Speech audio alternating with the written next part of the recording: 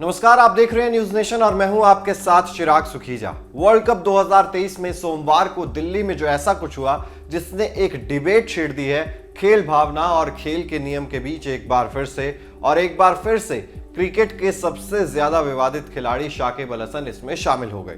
श्रीलंका और बांग्लादेश के बीच दिल्ली के अरुण जेटली स्टेडियम में मैच खेला गया जिसमें श्रीलंका ने पहले बल्लेबाजी की और 280 रनों का लक्ष्य दिया, लेकिन इस पारी में कुछ ऐसा हुआ जिसकी चर्चा शायद सदियों सदियों तक की जाएगी, क्योंकि इंटरनेशनल क्रिकेट के इतिहास में पहली बार किसी खिलाड़ी को टाइम आउट दिया गया।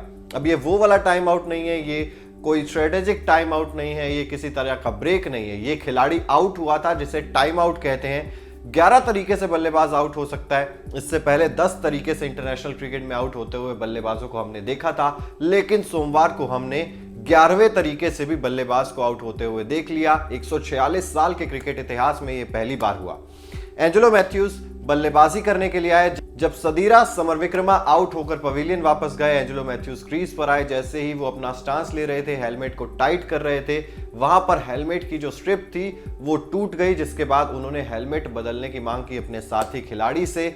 इतने में शाकिब अल हसन आए अंपायर के पास। उन्होंने कहा कि खिलाड़ी को 2 मिनट के अंदर अंदर गेंद रिसीव करने के लिए तैयार होना होता है, लेकिन एंजेलो मैथ्यूज के 2 मिनट पूरे हो चुके हैं। इस पर एम्पायर ने शाकिब अल हसन से जाकर कहा कि आप एक बार फिर से सोच विचार कर लीजिए कि आपको वाकई में अपील करनी है। शाकिब अल हसन ने कहा, हाँ मैं अपील करना चाहता हूं। एंजेलो मैथ्यूज भी शाकिब अल हसन के पास गए। उन्होंने कहा कि मेरा हेलमेट टूट गया था जिस वजह से थोड़ी सी देरी हुई है, ये इक्विपमेंट माल फंक्शन है, ये टाइम आउट कैसे हो सकता है। लेकिन शाकिब ने उनकी भी नहीं सुनी और नियमों के अनुसार एंजेलो मैथ्यूज को आउट करार दिया गया और वो बिना गेंद खेले, बिना रन बनाए वापस पवेलियन लौट गए और पहले खिलाड़ी बन गए इतिहास में जिन्हें टाइम आउट दिया गया। इसके बाद विवाद शुरू हो गया। दोनों खेमों के बीच काफी ज्यादा जंग देखने को मिली और उसके बाद जब मैच खत्म हुआ तब भी दोनों टीमों के खिलाड़ियों ने हैंडशेक्स नहीं किए, हाथ नहीं मिलाए। ऐसा भी शायद इतिहास में पहली बार हुआ होगा जब दोनों टीमों के खिलाड़ी बिना हाथ मिलाए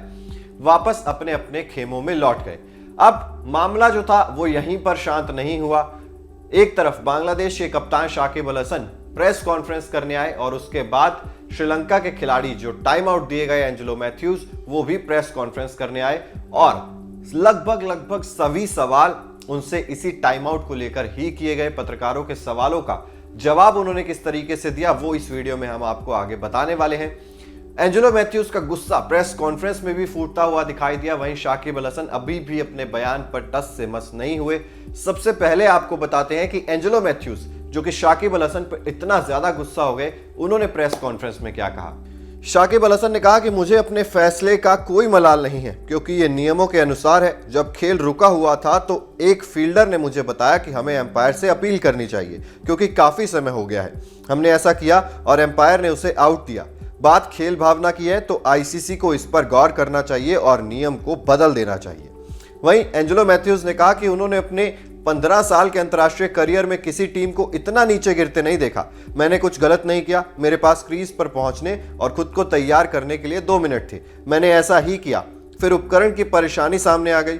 मुझे नहीं पता था कि कॉमन सेंस कहां गया, लेकिन शाकिब अल हसन और बांग्लादेश ने बहुत ही खराब किया। वो इस तरह का क्रिकेट खेलना चाहते थे, इतना नीचे स्तर तक गिरना चाहते थे। मेरे ख्याल से कुछ ना कुछ गलत जरूर है।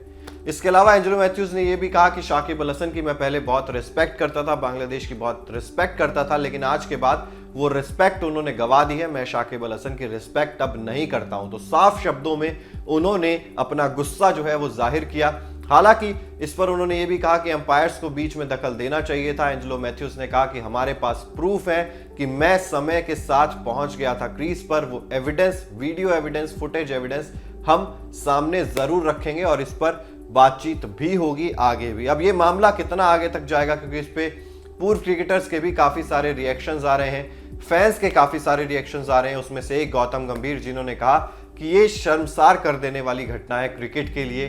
शर्म आनी चाहिए शाकिब अल हसन और बांग्लादेश की टीम को। वहीं क्रिकेट फैंस जो हैं वो भी कहीं ना कहीं शाकिब अल हसन को गलत बता रहे हैं। इसमें कुछ लोग हैं जो शाकिब अल हसन का साथ भी दे रहे हैं। वो कह रहे हैं कि नियमों के अनुसार अगर कोई चीज होती है तो फिर उसे किसी भी तरीके से गलत नहीं ठहराया जा सकता। फिलहाल कमेंट बॉक्स में आप ये जरूर बताइए आपको क्या लगता है, इस पूरे विवाद में क्या ठीक था, क्या गलत था? क्या शाकिब ठीक थे? क्या एंजेलो मैथ्यूज ठीक थे? आपके हिसाब से कौन सही कौन गलत, ये जरूर बताइए। मैच की बात करें तो 280 रनों के टारगेट का पीछा करने उतरी बांग्लादेश की टीम ने 3 विकेट से इस मुकाबले को अपने नाम कर लिया। शाकिब अल हसन जो कप्तान थे, उन्होंने 82 रनों की पारी खेली। वहीं नजमल हुसैन शांटो ने भी एक अच्छी पारी खेली, जिसकी बदौलत बांग्लादेश की ये टीम मैच जीत गई और श्रीलंका की टीम इस हार के साथ वर्ल्ड कप 2023 से बाहर हो गई। कमेंट बॉक्स में आपकी राय जरूर दीजिएगा। इसके अलावा अगर आपने अभी तक न्यूज नेशन को सब्सक्राइब नहीं किया है तो जल्द से जल्द सब्सक्राइब भी कर दीजिए। साथ ही बेल आइकन जरूर प्रेस कर दीजिए ताकि देश और दुनिया से जुड़ी हर खबर सबसे पहले आप तक पहुंचे। देखते रहिए न्यूज नेशन।